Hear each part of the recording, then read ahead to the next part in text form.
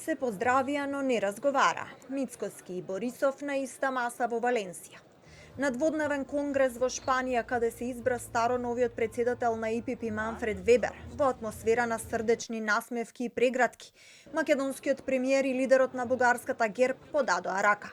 Сепак, освен куртоазното ракување, разговор за деблокада на македонските евроинтеграции не се случи. А седеа и на иста маса, преку едно столче, ги делеше Анита Димитриу, председателката на кипарскиот парламент. Борисов во Валенсија беше во придружба на Марија Габриел, која доби втор мандат за заменик председател на ИПП, и Захариева, која неодамна ставна еврокомесар. Мицкоски па го придружуваше шефот на дипломатијата Муцунски.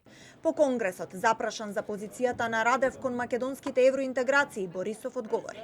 Вчера президентът каза, че не би направил отстъпление по темата с членството на Република Северна Македония в Европейския съюз. Знаете неговите позиции?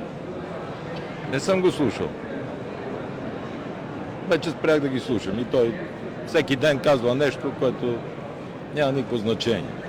Од македонска страна неофицијално велат дека владата планира во следниот период да има интензивни средби со европските лидери, но не и со бугарските колеги.